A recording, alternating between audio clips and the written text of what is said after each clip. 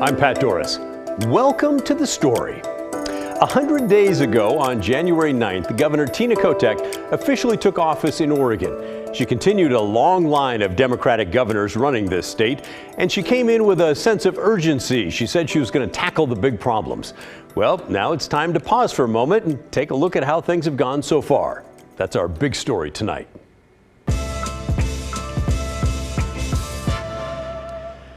Now, whether you live in Oregon or outside of the state, voted for Kotek or voted against her, the success of a governor is something we should all care a lot about. They do have a huge amount of clout, especially if they can work with lawmakers to get the things funded that they think are important. An effective governor can help a state flourish, and that's good for everyone. And by the way, before we really get going here, a disclaimer. This report, I think, is going to make it sound like I'm a Kotek supporter. I'm not. I'm not against her either. My point is, I'm not on anyone's team. I'm not here to support the Democrats or the Republicans, the liberals or the conservatives. I'm here to dig into the stories that matter to you and to me and to sort through the BS and bring you the truth as best I can tell it through the lens of my roughly 38 years in the news biz, 33 of them right here in Portland, Oregon. Okay, that's the disclaimer. Let's move on. So far, you have to hand it to Oregon Governor Kotek. She said she wanted $200 million to fight homelessness, and lawmakers quickly agreed. She wanted a big bill, making it easier for semiconductor companies to move here and expand, and she got that too. She's also the CEO of Oregon's 40,000 state employee labor force, so I guess it's not surprising that she opens her 100-day news conference by praising state workers. I'd first like to take a moment to thank my staff and the thousands of state workers across Oregon who have been part of my first 100-day sprint as governor. You serve our communities each day. You put in the nights and weekends and late shifts away from home and family. And I want you to know that I see your sacrifice and I have your back. It does sound a little dramatic, but okay. The governor also touted her accomplishments, including that homeless push. I've set aggressive goals for our emergency down payment on homelessness to keep nearly 9,000 people from becoming homeless, move at least 1,200 people into permanent housing, and add at least 600 more shelter beds. We have begun the work to get us to building 36,000 more housing units per year. These goals are necessary and pragmatic and will require daily support and oversight to achieve. And they originate from a place of optimism and possibility. It's unclear to me exactly how the state's going to track all those numbers to see if that $200 million actually did all the things they wanted to. But I have to say, it is impressive that the governor uses specific numbers like that. Many, in fact, I think most politicians avoid specifics like that because they know that reporters are going to circle back in a year and see if that really happened. In the coming weeks, funding for my emergency declaration will be distributed with specific targets to reduce unsheltered homelessness in communities across Oregon. It's historic that we are making this kind of significant investment so quickly and with such specific outcomes tied to that funding. We are doing this because a crisis of this scale demands bold action and innovation. And remember that just last week, the governor ripped the city of Portland and Multnomah County for not having their stuff together on where to locate new shelters. She's not afraid to speak out and hold other public office leaders accountable, and I respect that. Another topic she talked about today is education. It's one of the big three issues she promised to address during her inauguration. Oregon does not require one style for teaching children how to read. Some schools apparently use what's called a whole language approach, where children learn to recognize whole words based on context.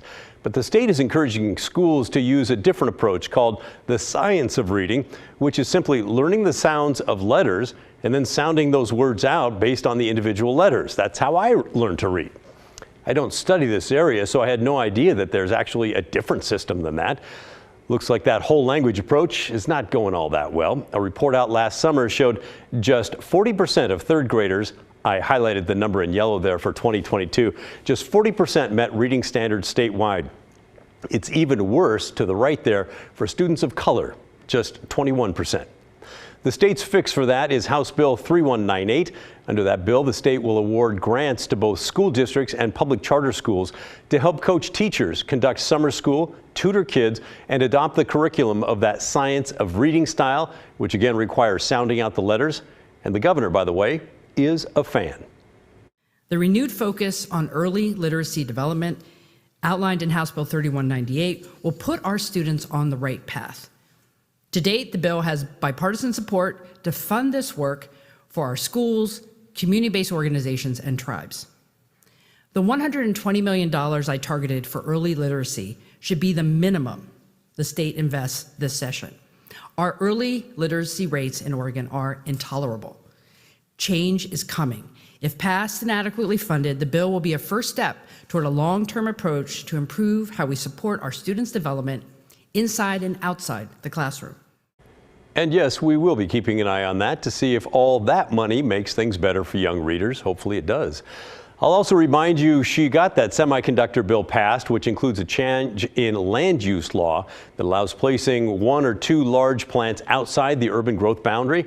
We're not going to do a deep dive on that right now because we've covered it extensively in the past, but it's also a big win for Tina Kotek. So those are the things the governor has already accomplished in her first 100 days. But also being a veteran lawmaker, she knows how to use her position now to push for more while the legislature is still meeting. That includes another $80 to $90 million for behavioral health care. But it's not just about the resources. It's about making sure we have the coordination, that no one is falling through the cracks. You know, what I hear from individuals is that who understand our system, we have a lot of good component parts in our behavioral health system for mental health and addiction, but they don't talk to each other really well. So we're trying to fill in the gaps, making sure the system is working better. That also includes having new leadership at the Oregon Health Authority in behavioral health to help drive that system cohesion that we're not currently seeing. So it's both resources and making sure the dollars we do have are working much better for people. Another thing Governor Kotek wants is another $1 billion in bond money for affordable housing and another $300 million for the homeless issue. The bipartisan housing emergency response package is a down payment on an investment that Oregonians are owed. But we can't stop there. I'm calling on the legislature to approve at least another $1.3 billion before the session is over. $1 billion in bonding to build and preserve affordable housing, and at least $300 million to continue our work on homelessness and ensure that we do not lose ground at this critical juncture. Now, there's not really enough money in the state budget for all the things the governor wants to spend money on, which is why she's saying, hey, let's forget about putting $600 million in the state's rainy day fund and let's spend it instead right now. A status quo budget, or worse, a cut budget, is completely unacceptable for the next 2 years ahead of us. Oregon's reserve funds stand strong at $2 billion, thanks to over a decade of prudent leadership. One thing is certain, investing in solutions now will yield far better results in the long term than padding our savings accounts while Oregonians and Oregon communities are struggling. Well, the co-chairs of the Ways and Means Committee, which actually decides the state budget, and by the way, they're Democrats, just like the governor, they say that's a bad idea. They want the money that's supposed to be saved for a rainy day, saved for a rainy day. We'll see what happens there as well.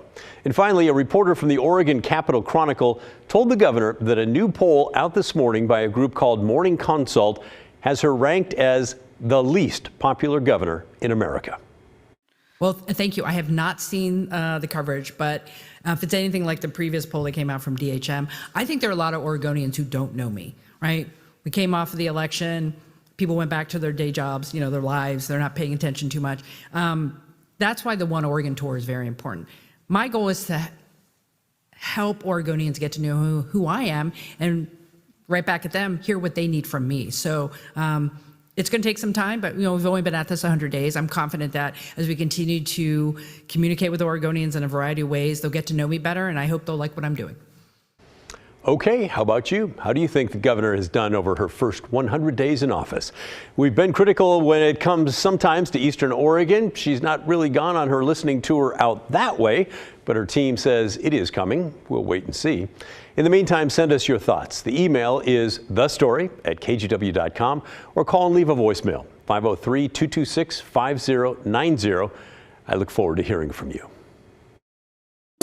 Up next on The Story, another step forward for Oregon's psilocybin or magic mushroom program. The first few facilitators now have their licenses, and one we spoke with today brings a balanced perspective.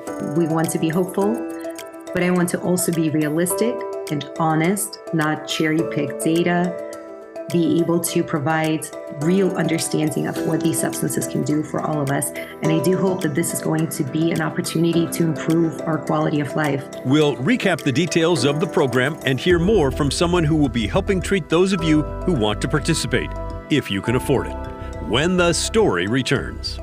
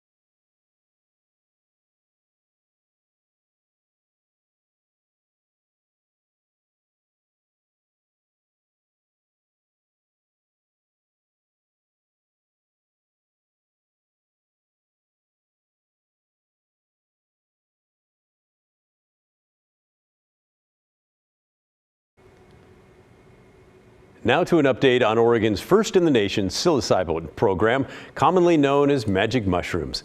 This week, the Oregon Health Authority reached another milestone. They licensed the first 3 facilitators for the program.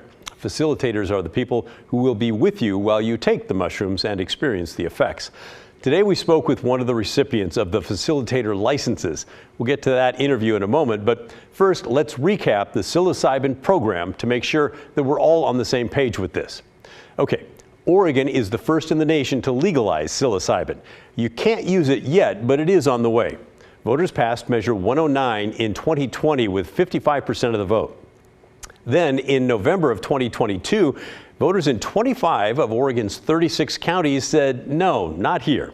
They voted to ban the legal psilocybin service centers, and several cities also followed suit. So it's going to be legal in the state, but not in every county. Okay, here are the possible benefits of psilocybin. According to the Oregon Health Authority, research suggests the compound may help with depression, anxiety, trauma, and addiction. Studies have also found magic mushrooms can increase spiritual well-being. Oregon's psilocybin law allows anyone 21 years old or older to participate. You would not need a prescription or a medical referral, and you don't have to live in Oregon either.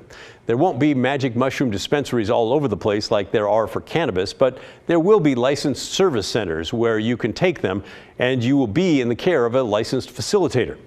The mushrooms will be grown by a licensed manufacturer and tested by a licensed lab for potency in order to determine the actual dosages.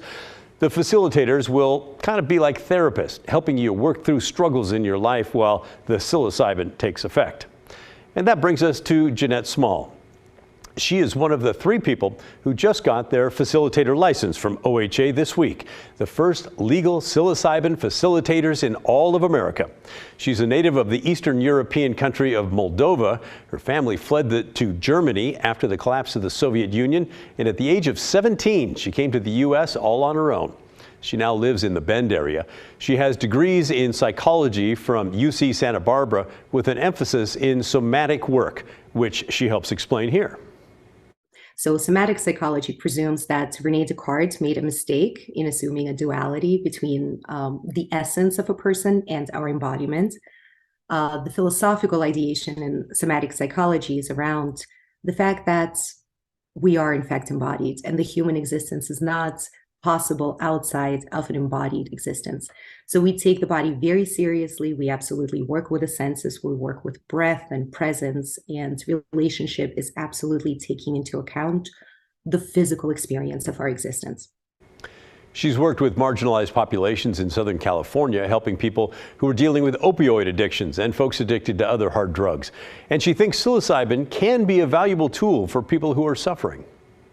We don't have a ton of medications. We don't have a ton of modalities that have been shown effective and reliable and safe.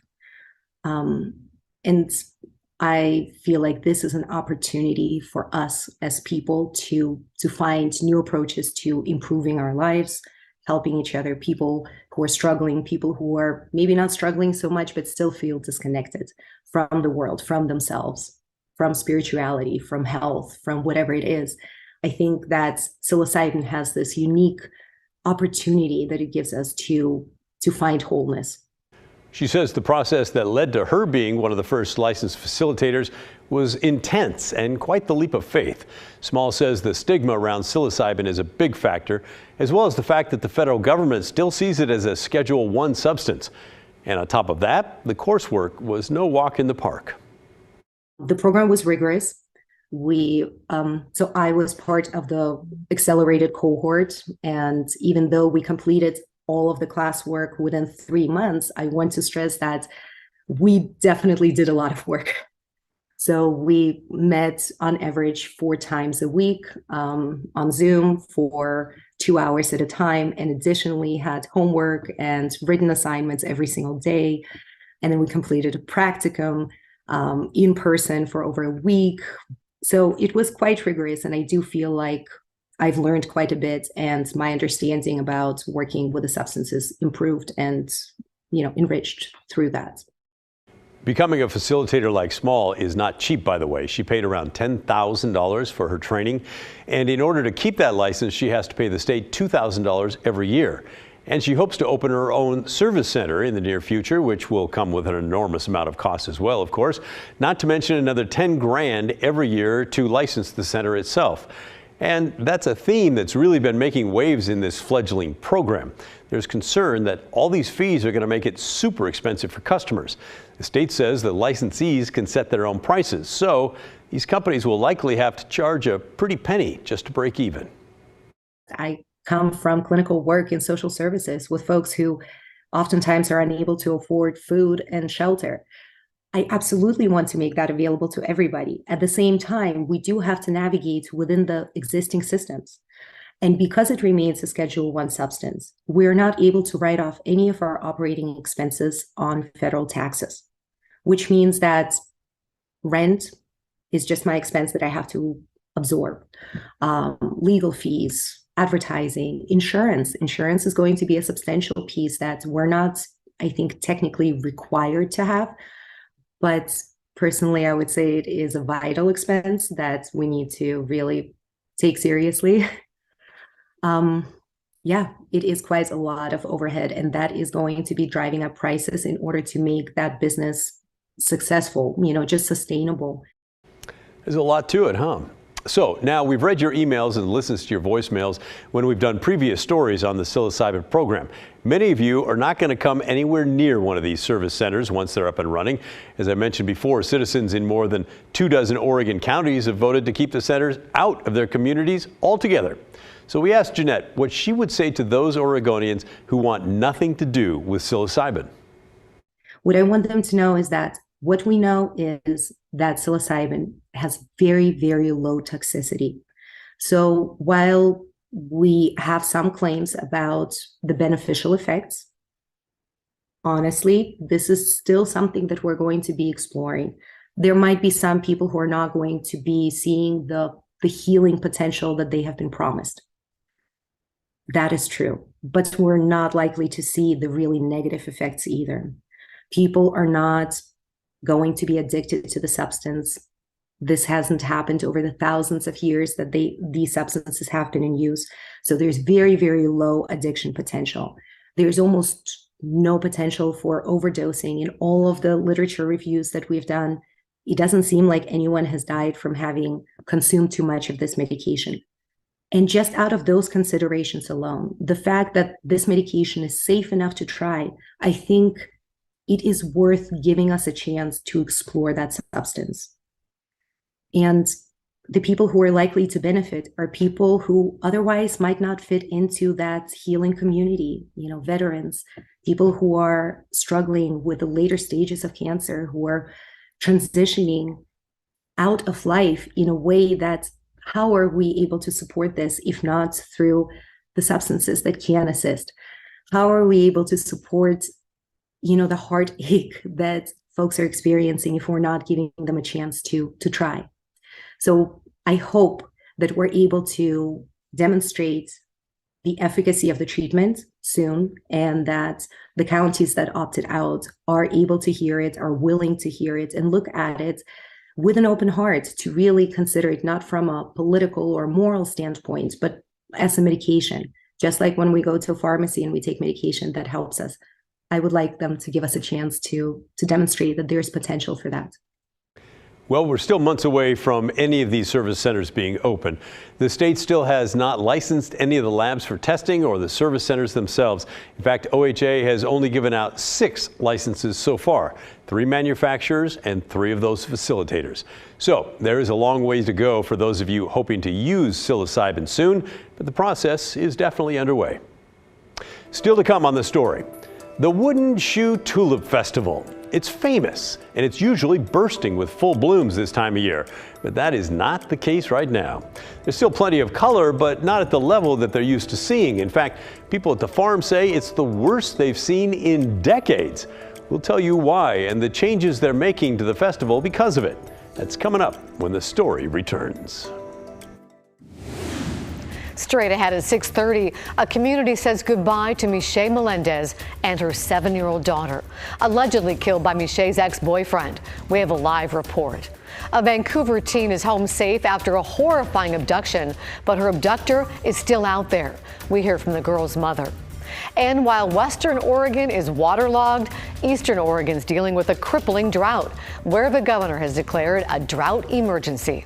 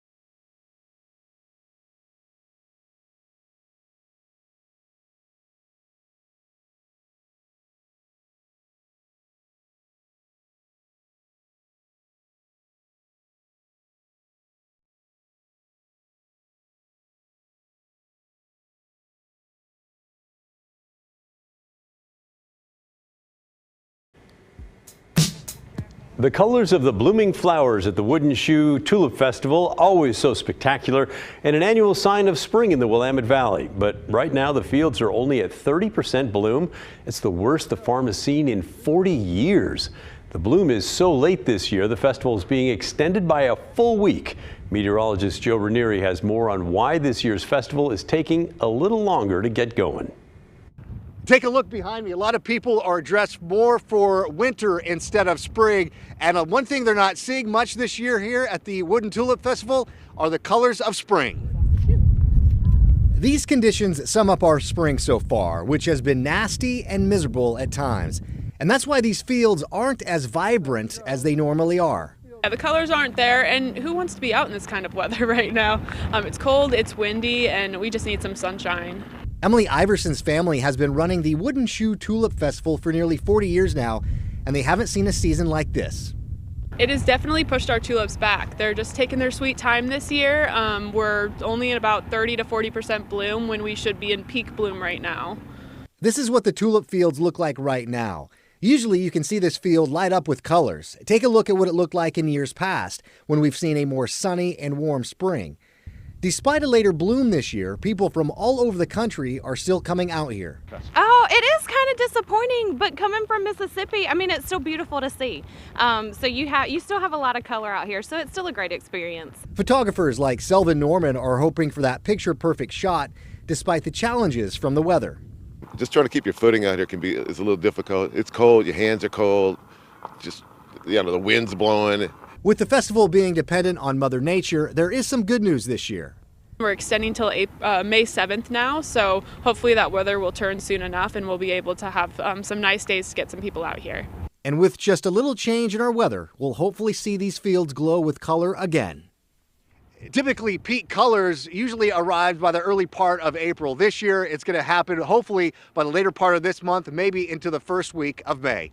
In Woodburn, Joe Ranieri, KGW News. Thanks, Joe. It does look nasty out there. I love the tulips and the tulip fields. Spectacular.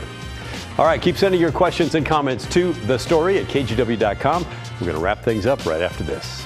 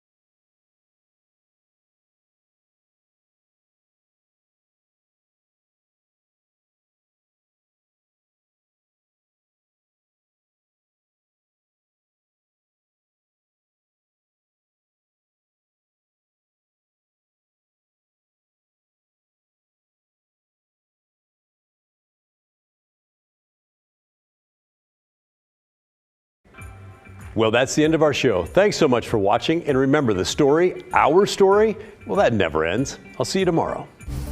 This is